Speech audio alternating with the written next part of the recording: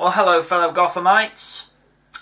This week in the UK we caught up with episode 16 and what a lot of people have been reacting to as the Joker reveal. And I'm going to get into my 2 cents about what I thought about that reveal and the actor's performance. But as ever, let's start with the usual format that we do. Let's start with the writing. I enjoyed the conflict and banter that Leslie and Jim are displaying, as it shows that Gordon is really quick to disbelieve the blind fortune teller from the circus, yet at the same time Dr. Leslie Tompkins is a little bit more open-minded, if you will, and willing to pursue this. In the organ harvesting prison, if you will, Fish Mooney is standing her ground and not about to let the manager push them around. And I like the fact that she's gathered herself a little army very quickly, but from what we've seen of Fish Mooney so far in this series, both resourceful, stubborn, and unrelenting. You need only look at what she did to Pengy. Speaking of standing one's ground, it's nice to see that Bruce is taking matters into his own hands against the board of directors at Wayne Enterprises and questioning the very questionable, honest nature of his company that he will inherit in the future, and that there is a whole list of hypocritical and corrupt business activities going on within the company, and he's basically making it very clear, when I'm an adult, I'm taking control of this company and things are going to be done differently. And I keep saying this with David Mazouz's performance. Very talented actor for a man that young, and you can see it in his eyes. He's there. Batman is waiting to come out. And this is one thing I want to get into. Part of me had an inkling that Jerome was the one that killed his mother, but it was just the reveal and the turn that was just so creepy and twisted. But it was a swerve that, like I say, I kind of half expected it, but the writers really went and did a 180 and made it such a convincing turn to such a point where you thought,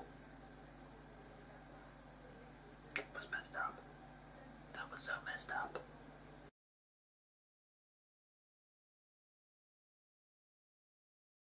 Mark Margolis and Cameron Monaghan as the fortune teller and Jerome respectively stole the show this week with their performances, but Cameron's performance was just that much better than Mark's.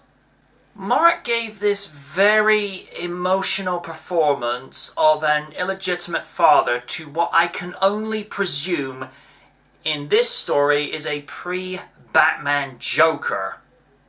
And let's talk about Cameron a moment. Wow.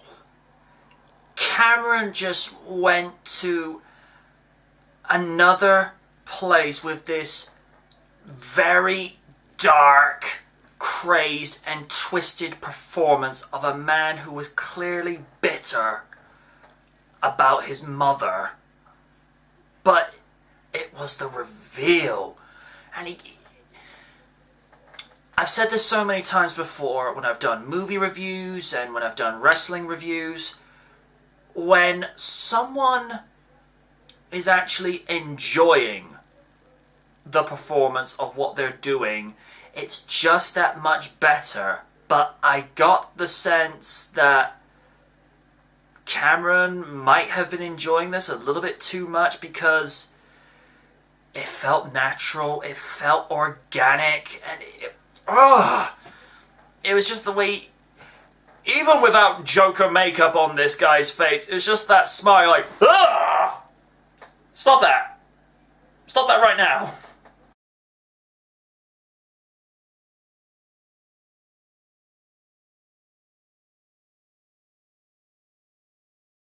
This was a really gripping episode.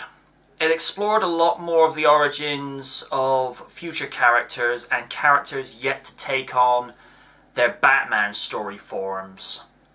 Right, let's talk more about Cameron's performance as Jerome, or this incarnation of the Joker. I'm gonna be honest, this guy gave me chills. What I found really impressive is where you kind of see a transformation in his face, where he's like that kind of creepy. I've often said in the past, when an actor is enjoying their performance, it actually shows, because they kind of get lost in the moment, and I think Cameron just went to this other place. There's bits of Heath Ledger in there with this very sort of disturbed, and the way he said creep, you know, because there were times during The Dark Knight where Heath would just really have these deep deliveries in his voice just to sound that little bit more menacing. But there was bits of Jack Nicholson's Joker in there because of some of the slightly dark, twisted humor, which to me Jack Nicholson just sold in spades, and I can't believe that movie's 25 years ago. But yeah, I think Cameron's gonna go places as an actor, because, you know, it's just seeing this reveal where you think he's an innocent kid, he can't really do any wrong, but then you see that creepy ass smile on his face, you're like, stop that. Stop that.